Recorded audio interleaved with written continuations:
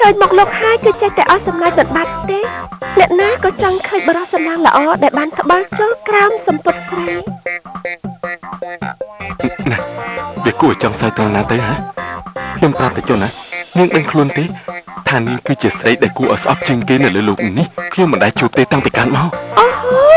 តាំងពីកើតមកណាខ្ញុំក៏មិនដែលឃើញប្រុសណាដែលសុខក៏ក្រក់មានជាតិ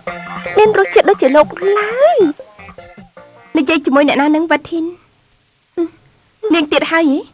បើតាមរកស្វាមីមែនទេមានដឹងទេថាសិភើមុខម្ហូបថៃនៅត្រង់ណាទេកប់ជួនចង់ទិញទៅឲ្យ boyfriend នៅ London ចាខ្ញុំទៅមើលមនុស្សនៅហាងវិញសំចាងចាជួបគ្នាពេលក្រោយណាតើអ្នកណាចង់ជួបជាមួយមនុស្សគ្មានសុជីវធម៌ដូចជានាងទៅ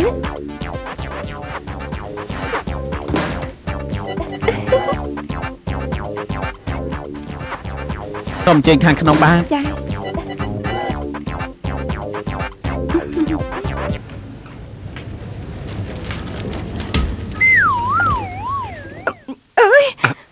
កាត់អីគឺខ្ញុំអង្គុយលើស្អីមិនដឹងទេ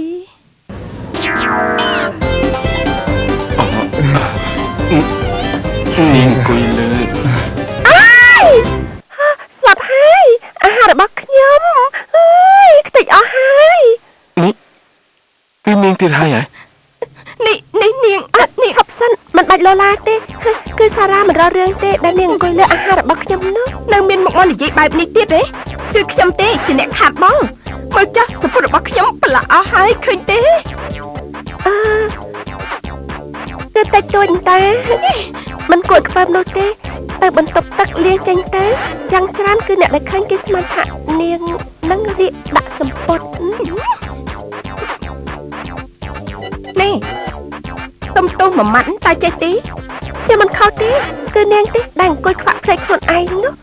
បើសិនជាឲ្យខ្ញុំសុំទោសគឺនាងត្រូវសុំទោសខ្ញុំមុនមកវត្តធីនស្ដាប់គេនិយាយចុះណាខ្ញុំប្រាប់នាងទៅចុះអ្នកដែលគេមានការចេះដឹងណាគេមិនធ្វើចរិតអញ្ចឹងទេចាខ្ញុំជ្រើសរើសហើយថាកិរិយាបែបនេះគួរតែធ្វើដាក់អ្នកណាមនុស្សដែលមិនបានចូលសាលាវិគូឲ្យណាគេងកុំចលក់ជាមួយគេអីតែយើងមានភាពថ្លៃថ្នូរអីបន្តិចសោះ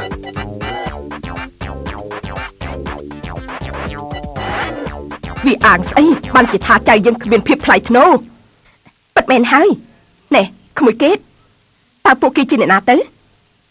គេគឺជាស្វាមីភរិយាដែលសារ៉ាច្រឡំយកកាបូបហើយនឹងទូរស័ព្ទមកនោះណាស្លាប់ហើយហេតុអីមាត់អាក្រក់ម្លេះសម្ដីអាក្រក់បែបនេះណាតើមុខមាត់យ៉ាងម៉េចទៅមុខមាត់គេគឺអូខេចាប៉ុន្តែរកពេលរបស់ពួកគេពីរនាក់នោះគឺមិនធម្មតាទេភរិយារបស់គេគឺនិយាយច្រើនសម្ដីលោឡាគួរឲ្យធន់ណាឯប្តីរបស់គេវិញមកស្ងួតអត់សាច់អត់ញញឹមចិញ្ចាំឡើងជ្រួញតែរហូតហ្នឹងអូយបែបនេះណាបានន័យថាជាពួករោគចិត្តហើយប៉ិតមែនទេមែនហើយលើកក្រោយណាបើជួបគេទៀតសារ៉ានឹងប្រាប់ឲ្យគេនេះទៅប៉ិតចិត្តទៅសោះឈប់ទៅកូនកុំរវល់រឿងអ្នកដទៃអីមែនហើយក្មួយគេតវាគ្រោះថ្នាក់ណានៅមានរឿងមួយទៀតគេនិយាយថាកុំយកពេជ្រទៅដូរជាមួយនឹងអំបិលតើបានន័យថាម៉េចទេពីរអ្នកនោះគេថាឲ្យអូនគេតអញ្ចឹងហ៎ចាស្វាមីគេបាននិយាយប្រាប់ភរិយាថាកុំយកពេជ្រទៅដូរជាមួយនឹងអំបិលចាប់ហើយ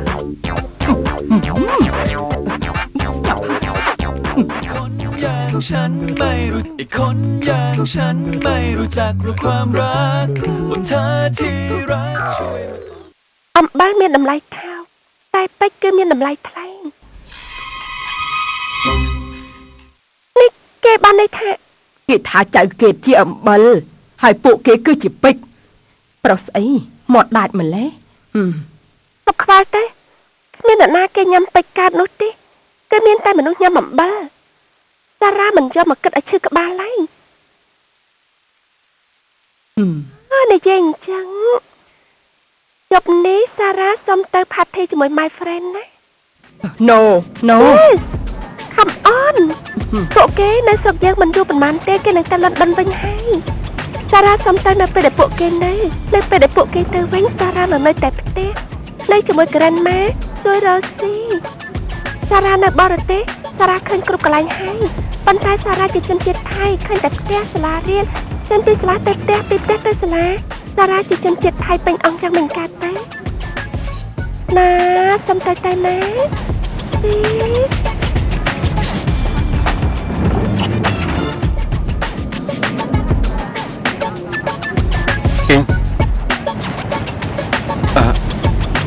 នេះជារបស់នេះខ្ញុំអរគុណណាស់វ៉ាធីនចាំថ្ងៃក្រោយខ្ញុំឲ្យជួបលោកយាយនិងអ៊ំប្រុសអ៊ំស្រីណាតាមពិតទៅខ្ញុំជាមនុស្សគ្មានសុជីវធម៌សោះខ្ញុំមកច្រើនដងហើយប៉ុន្តែ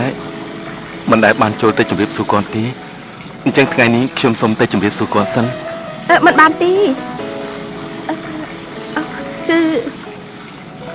គឺពួកគាត់អត់នៅទេ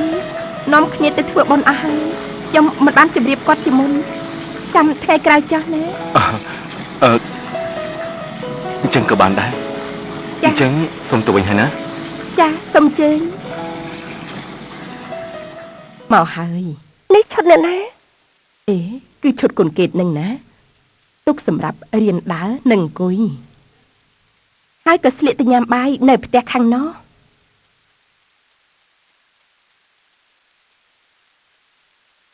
អូហូនេះបើសិនជាសារ៉ាស្លៀកឈុតនេះធ្វើមិននឹងដកដង្ហើមកើតទេ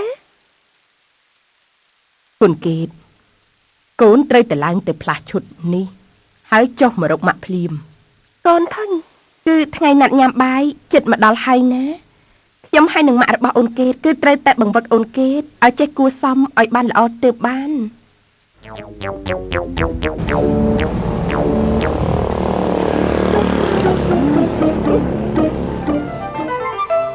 កុំឲ្យយើងជួបទៀតណាស្រីចំគួតហឹងអ្នកណាគេកូនម៉ាក់មកតាំងពីពេលណាហ្នឹងគឺមិននេះទេកូនម៉ាក់ឃើញគេបើកឡានជូនកូនមកទៀតផងម៉ាក់មានបញ្ហាអីកូនអ្នកដែលជូនកូនមកគឺលោកវ៉ាធីនមែនទេហេតុអីមិនឲ្យគេចូលផ្ទះយើងសិនទៅមិនទាន់ដល់ពេលទេ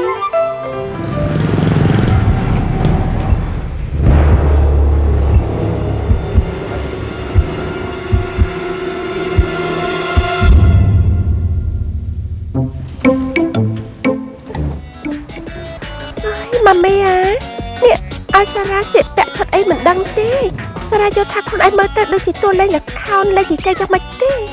នេះកូនគេដែរនេះកូនគេស្ដាប់មកត្រឹមតែមួយថ្ងៃទេណាកូនត្រូវតែចាំទុកហាមហៅខ្លួនឯងថាសារ៉ាត្រូវតែហៅថាគេតែប៉ុណ្ណោះចាំបានទេមែនហើយត្រូវហៅថាលោកយាយអ្នកមីងហើយនឹងម៉ាក់មែនហើយយ៉ាងណាកុំហៅថាម៉ាមីក្រែនម៉ាឬក៏អ្នកគ្រូឬស្អីនេះណាអូយហេតុអីក៏ពិបាកខ្លាំងណាស់ការពិតទៅគឺបណ្ដោយឲ្យជាខ្លួនឯងវាល្អបំផុតហើយវាមិនស្លាប់ទេចាំបាច់បង្ខំគេធ្វើស្អីទៅណែចៅគេណែចៅយាយសុំតែមួយយ៉ាងទេគឺអ៊ុតសក់ឲ្យវាស្អាតដើម្បីឲ្យវាហេងម៉ា Thank you Grandma You are so kind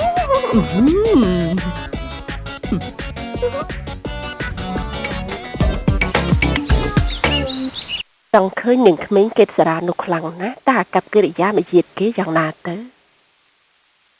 ម៉ាគ្រាន់តែឃើញរំនៅក្នុងបារចុះផ្សាយកសែតហ្នឹងណាខ្ញុំដឹងថាគេមិនមែនជាមនុស្សមានសុជីវធម៌ទៅហើយច្បាស់ជាខ្វះការអប់រំឲ្យម៉ាក់មិនដូចជាកូនស្រីខ្ញុំទេម៉ាការរំបែបនេះសម័យនេះគឺជារឿងធម្មតាទេណែចៅរងកុំគិតរឿងថោកថាជារឿងធម្មតាណាចូលយាយឲ្យសំតន្ត្រីបញ្ជាក់ពីភាពថ្លៃថ្នូរចំពោះផ្ទះជើងទុកបង្អួតពួកសេដ្ឋីថ្មីដល់ណាហើយរួចរាល់ហើយលោកយាយយ៉ាងម៉េចនឹងលោកយាយនេះត្រៀមតន្ត្រីសម្ដែងទុកឲ្យអ្នកណាមើលគឺសម្រាប់អ្នកដែលគ្មានតន្ត្រីក្នុងចិត្តអ្នកមានតែលុយនៅក្នុងចិត្តឲ្យពួកនឹងមើលហ្នឹងណាបញ្ចឹងខ្ញុំយល់ថាមិនចាំបាច់ធ្វើអ្វីឲ្យហួសហេតុពេកទេយាយចង់ឲ្យគេបាក់មុខអាប់អោនគេឈ្មោះគេនឹងបានត្រឡប់ទៅវិញ